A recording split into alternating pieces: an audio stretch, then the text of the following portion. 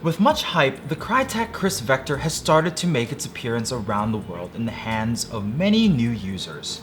While there have certainly been many reviews out there briefly talking about the features of the gun, we here at RedWolf TV want to make sure we give it the proper tabletop review that many of you have been asking for ever since we did our short film debuting the one and only Krytac Kriss Vector AEG. We covered a lot of general information during our short film, and in today we aim to be a little bit more technical. So without further ado, let's dive into the tabletop review that many of you have been long waiting for none other than this Kriss Vector AEG.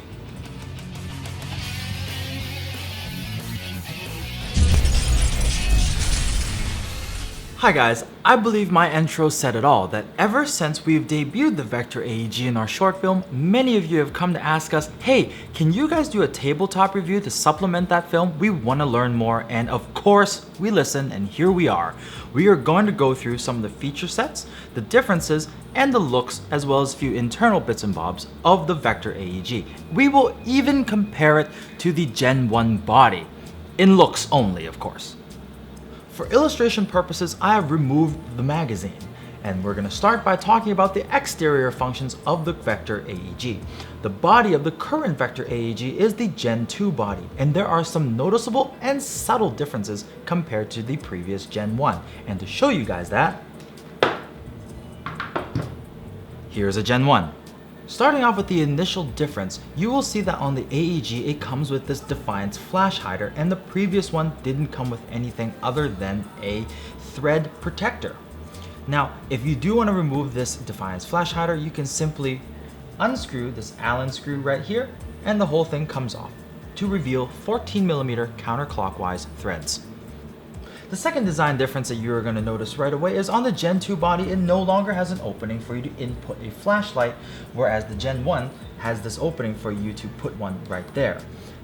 Another thing you will notice right away is on the Gen 2 body, the front of the gun is cut slightly more angular, whereas the front of the Gen 1 is a little bit more straight and flat. From there, the second difference you will notice is that on the AEG, it comes with these low profile Defiance flip up front and rear sights, whereas on the previous version it had these big bulky ones. Now moving on to some more subtle differences between the two, the Gen 2 body, as you can see right here, is actually non-textured and has a smoother finish compared to the Gen 1. The markings are also slightly different, as the AEG's front marking only says Kriss, whereas the Gen 1's body says both Kriss and Vector.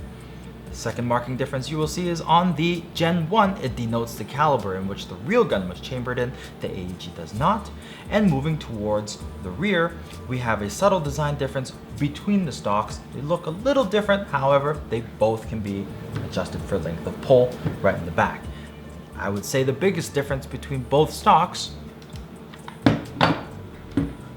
is that the press button release to collapse the stock is very different in design.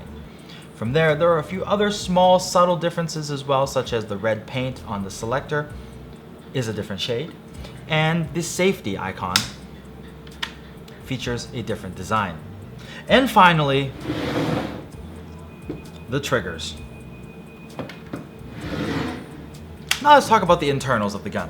Moving back up to the front, internally the Vector AEG has an inner barrel that is 155mm long and 6.05mm in diameter, same length as the Trident PDW. All of the internal parts are compatible with version 2 gearbox parts, with exception to its cylinder head and 2-part tappet plates. The gun has both a micro switch and a MOSFET, however it does not regulate the cycle. The MOSFET regulates the flow of electric current in the gun, and the microswitch is needed as the trigger is placed in a certain distance and position away from both the safety and fire selector. Thus, the microswitch is needed to regulate the trigger pull. The Kriss Vector also features a quick change spring, as you can easily access it by removing these two pins, sliding the bottom out to reveal the spring and spring guide. The battery compartment is right here in the pistol grip, and you can access it by removing this cap right here. The connector is a small Tamiya type.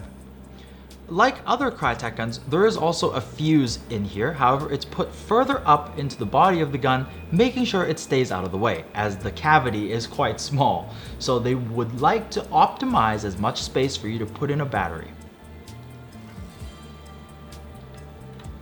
Moving on to the hop-up. The hop-up is the Krytac rotary style hop-up that you see on other guns. It gives you precise tactile feedback as you adjust for more or less hop.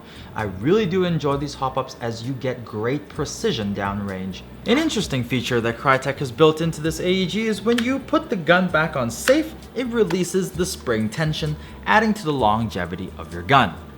And finally, the magazine. 95 round mid-cap magazines. 95, not 102. Mid-cap, not high-cap magazines. Thanks, Gambit. Always telling me to chrono the gun. He just never does it himself.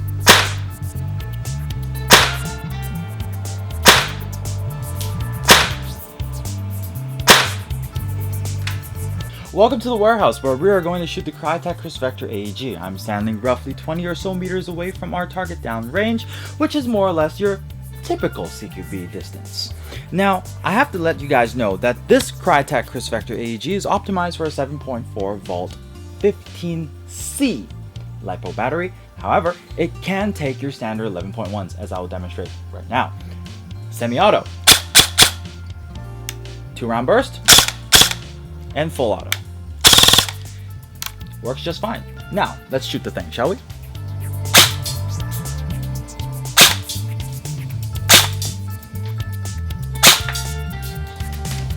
In hand, this Gen 2 AEG feels a little lighter than the old Gen 1.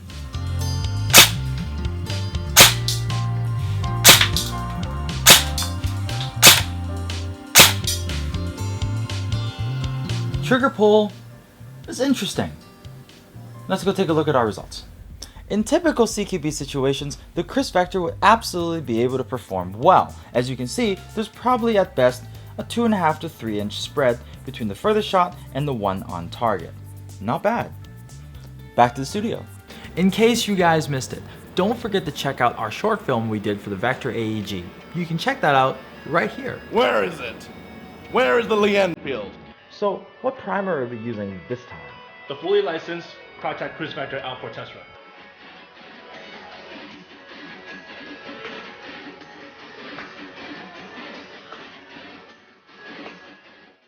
Now, the Krytac Kriss Vector AEG has been in the wings for quite some time, and it's been one of those guns that's been highly anticipated ever since even the Gen 1 was first released. Being a Krytac gun, you can expect decent quality internals and external builds. And its upgrade path, it's gonna be pretty awesome. Things like EG inner barrels and cool foregrips like this are just the beginning. I certainly hope that this overview was helpful to you and you have a better understanding of the Krytac Kriss Vector AEG.